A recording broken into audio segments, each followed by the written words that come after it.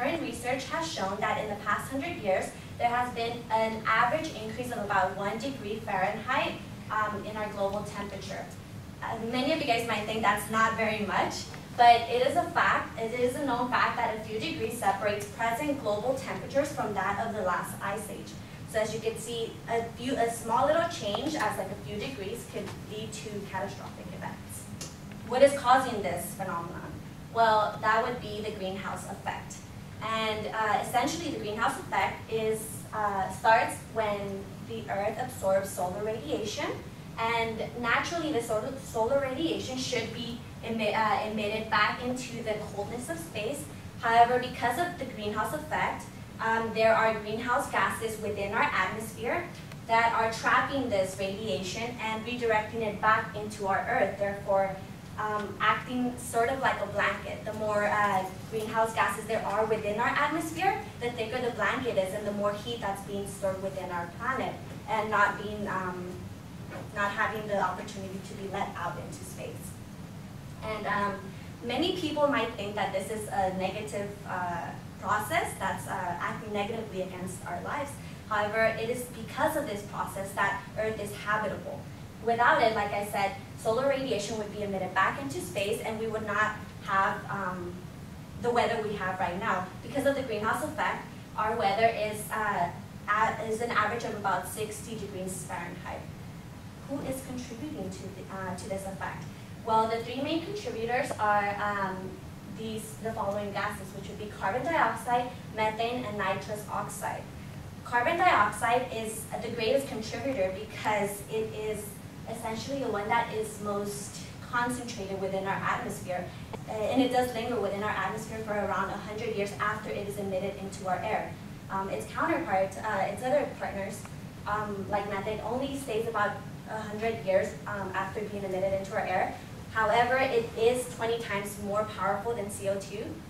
And nitrous oxide, although it is less concentrated within our atmosphere, you can see in the table, it is 300 times more powerful than CO2. So therefore, these are notable gases to be aware of.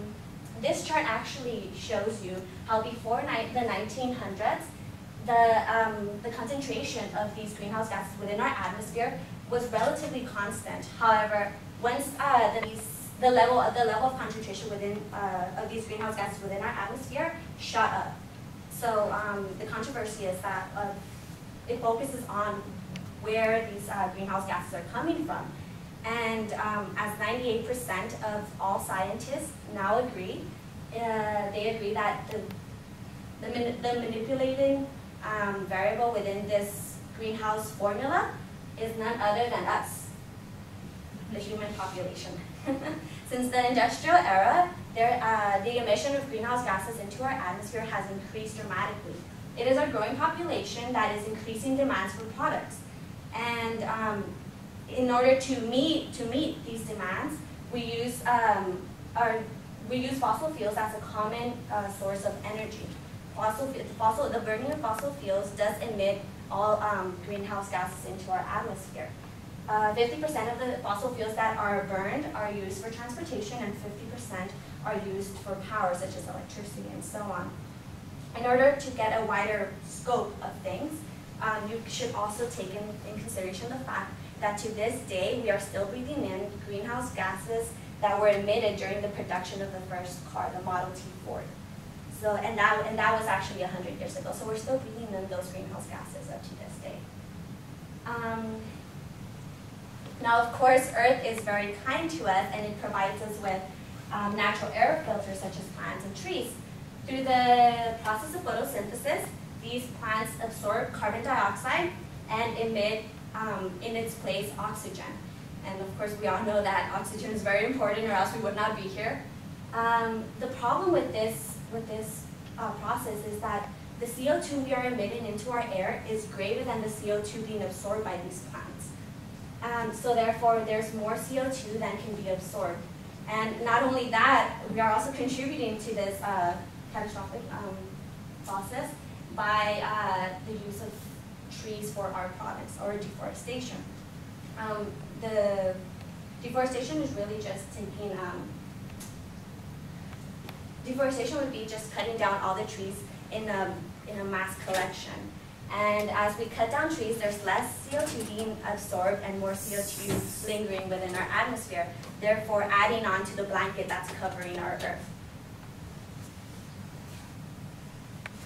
Now, you might think, well, if the temperature within our planet is only rising about 1 degree Fahrenheit per 100 years, why should we even care, right? It's not going to affect us at all. The warming of our planet is actually the rate that our planet is warming up is increasing, and therefore we will be facing extreme climate changes if we don't put a stop to it. Our major concerns here would be that there would be drought in already dry places, such as southern U.S. There will be floods in already wet places, such as northern U.S. And there will be more and stronger hurricanes affecting us, such as like the East Coast. Hurricanes are actually the #1 natural disaster that we face, and it's actually more destructive than earthquakes that we face here. I mentioned that there was an average of about 1 degree Fahrenheit increase.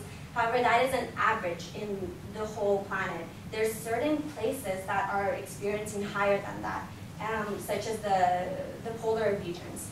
It is because they are experiencing 4 degrees increase that the ice is melting, and it's contributing to rising the sea level. And because the sea level is rising, we will also face flooding of coastal areas all around, not just in the U.S., but all around the world. And because the ocean, or because water has the characteristics of latent heat, and it absorbs heat, therefore making it expand, it will also be a contributing factor to sea level rise. Not only are we raising the sea level and changing the climate dramatically, we are also endangering not our own habitat, but other living creatures' habitat, such as, in this case, you can see the polar bear. They have actually become an endangered species because they no longer have the grounds or the habitats in which they hunted for food. So they are dying because of starvation, and it's very sad that we are the ones that are inflicting this problem upon other living creatures. Now you might say, well, what can we do about it? You know, every problem has a solution.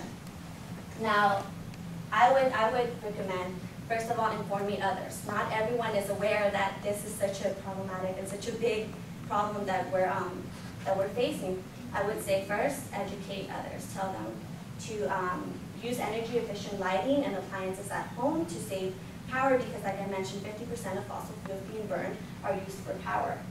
Also get involved, write letters to your community leaders and let them know that you want change, that you want social groupings for education, not only for that, but for action, for you to plant a tree, or for you to plant flowers, or anything that will contribute to the photosynthesis process as well, to absorb CO2 and cleanse our air.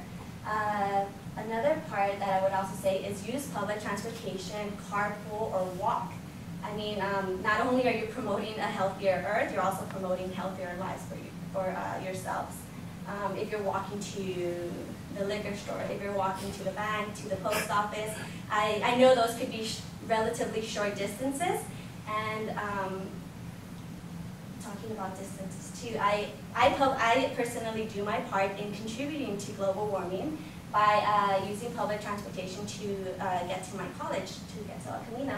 And although that is a 30-mile distance, I do live relatively far, but I do my part by contributing in that way.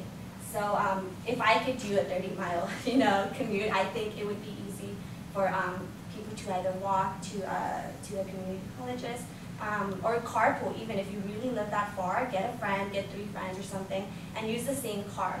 That would also reduce our emission of greenhouse gases.